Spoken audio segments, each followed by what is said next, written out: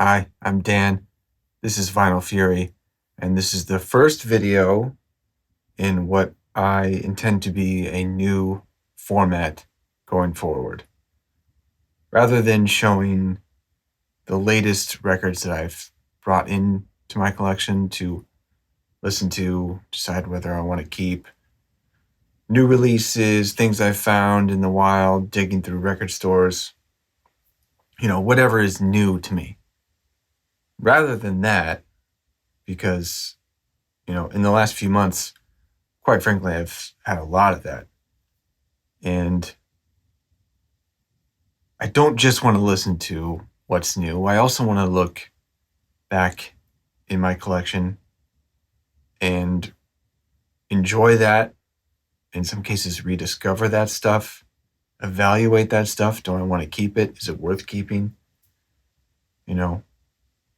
Remember where I got it, why I kept it, stuff like that. So now I'm going to be doing videos showing a few records that I've listened to lately, whether or not they're new or from the collection. I'm also doing this just using my iPhone. No mic, no external light. I'm just using the light in my room. A drawback to that is I can't actually see the screen right now. I don't know what the frame looks like. But I kind of want to ease up on caring about the production. I've been using a mirrorless camera and different lenses, studio lights, lapel mics and stuff, and it feels like a production that just I've questioned, why am I doing it this way? It certainly hasn't made a difference in how many people are viewing the videos. And most of the people making videos like this are still doing it just like this, turning on their laptop or their phone or whatever and just doing it. So just for this video, we'll see what happens. It's an experiment in several ways, but let's get into it.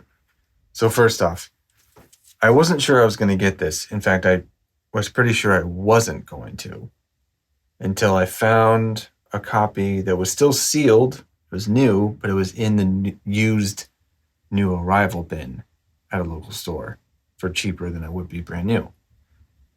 And that's actually happened a few times at this particular store.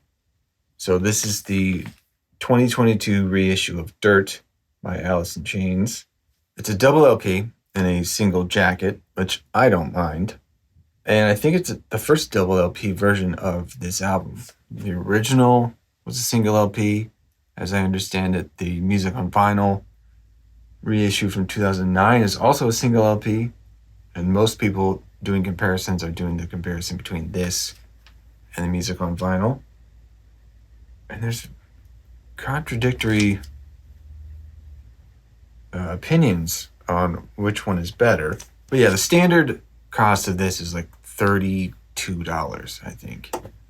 And I just didn't want to go for that. I really enjoy Alice in Chains. I haven't owned all their music physically. Of all the, grunge, early 90s bands, there were one that I enjoyed. I knew all the radio singles and all that stuff, but I didn't personally listen to them and come back to them as much as like Stone Temple Pilots, Soundgarden, Nirvana, etc. But I've grown to like them more over time. So this was on my radar when it was first released, and I was interested, but just not for more than $30. But I went into Music Millennium here in Portland, Oregon, and I always checked the new arrivals in the used section. And yeah, it was still sealed, but it had a used color sticker of $25. And I thought, kind of a deal. $25 is a more agreeable price to take a chance on this reissue. Now, I hope you can see this hype sticker that I kept here. Remastered original audio. That is the most non-specific, vague, just say something phrase that I think I've ever seen in regards to something that is remastered. Remastered original audio. Well, of course you remastered the original audio. The phraseology of that just seems so odd. You might as well just not say, just say remastered. Remastered for vinyl, if that's the case. The thing is, buying this album is kind of a crapshoot, depending on whether you're buying a colored version or not. And even if you're not, like this is a black version, it's either pressed at MPO or it's pressed at United. And I assumed, given my luck, it would be United. And it is. But not only that, both of those are cut by different engineers.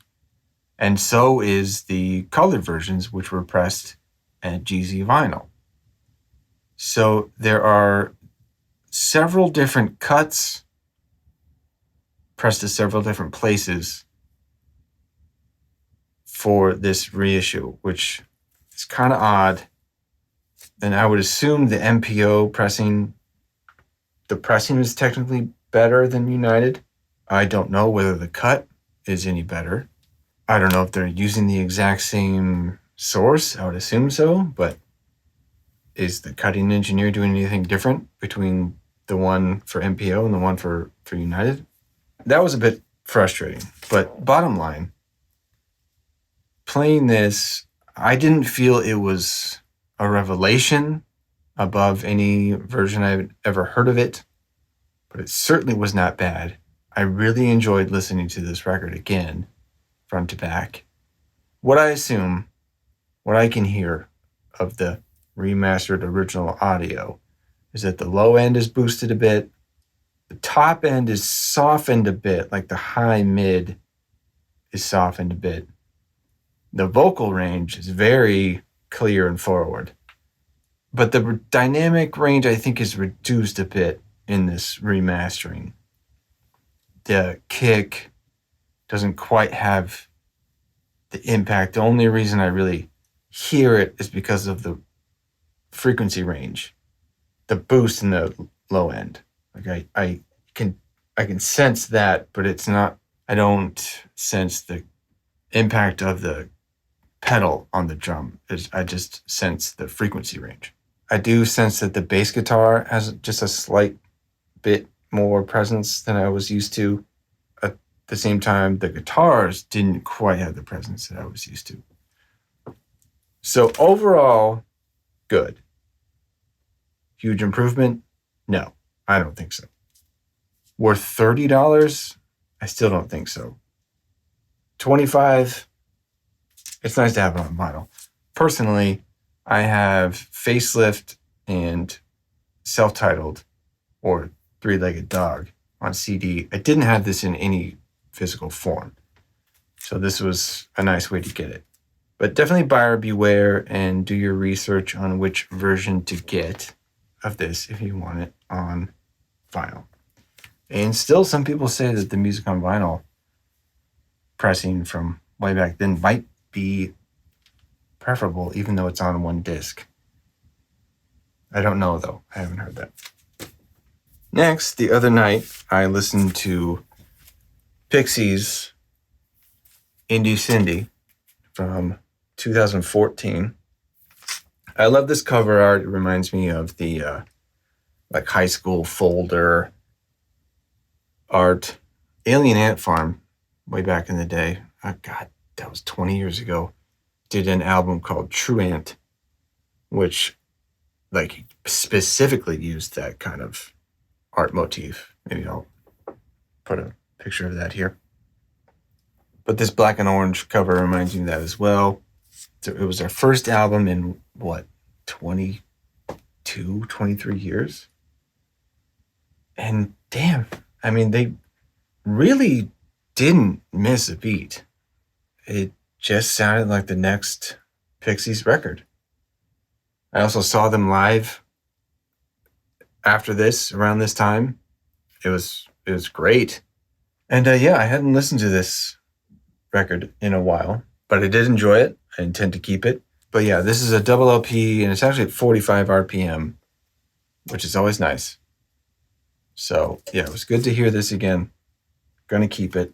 And you might be able to tell on some stickers on this, I've been writing down when I played it so that the next time I pull this out, I'll know the last time that I played it.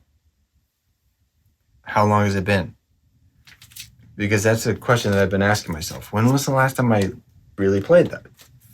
Which plays into, is it worth keeping? So on this one, yes.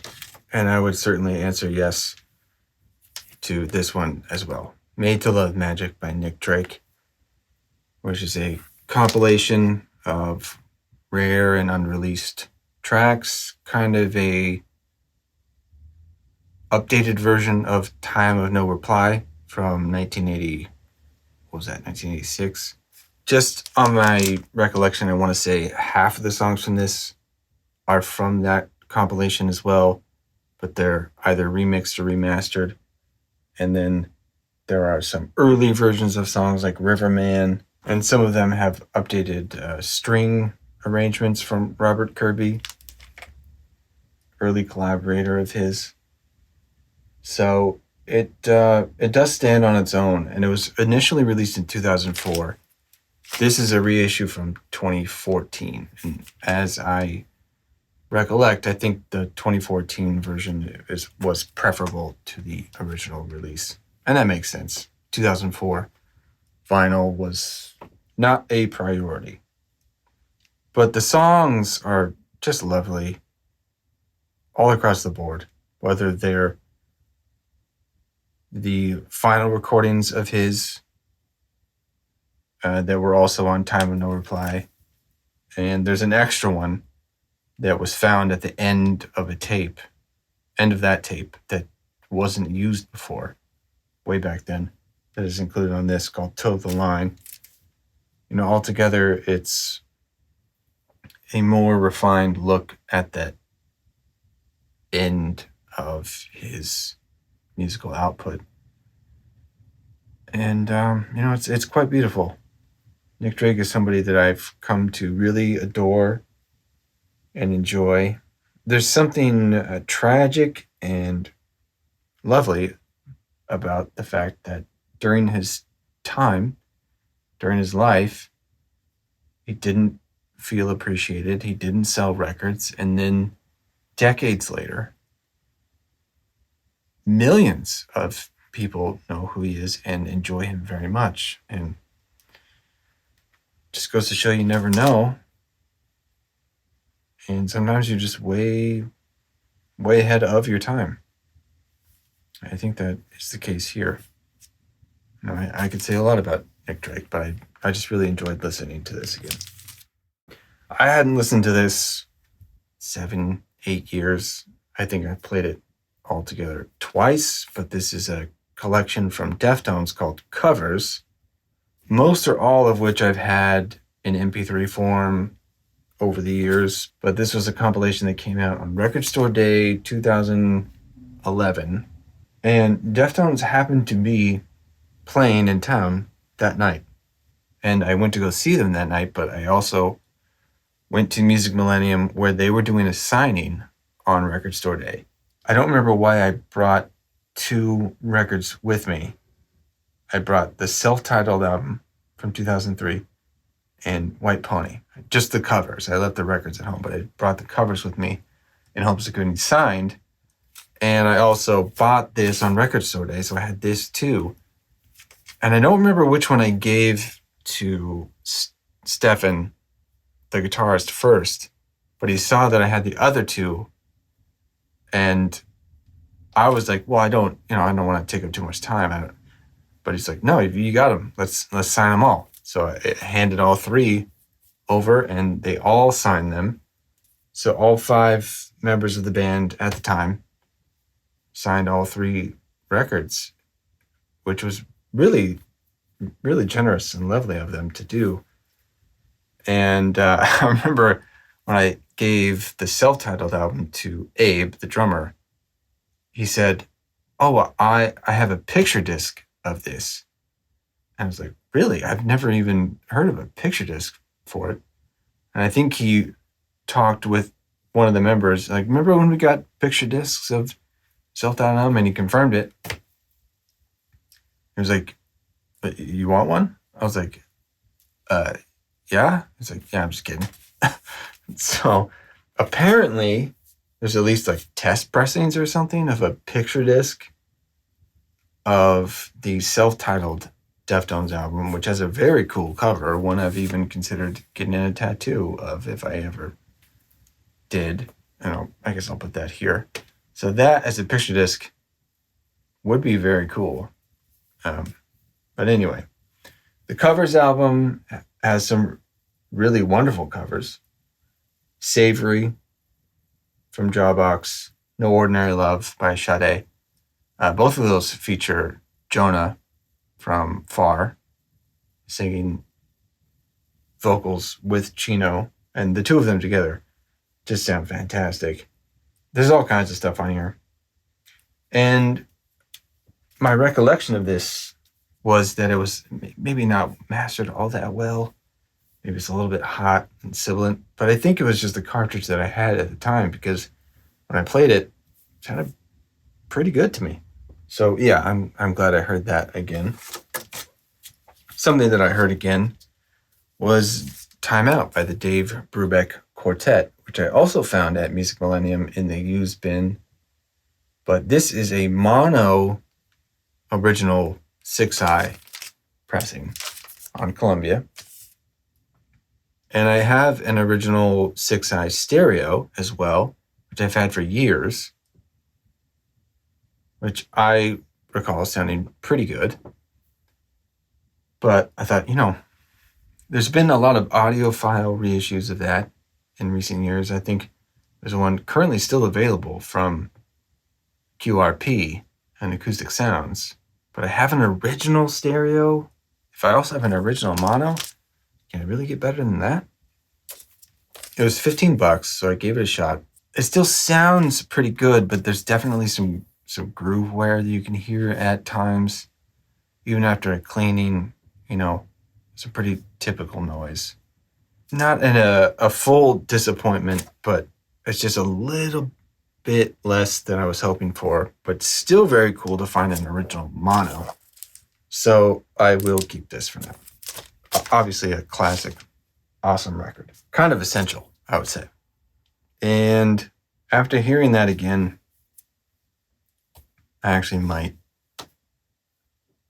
get that Acoustic Sounds reissue, because I hear it's really lovely, remastered by Bernie Grundman, and it's something like $30. So maybe we'll give that a shot too. Angel.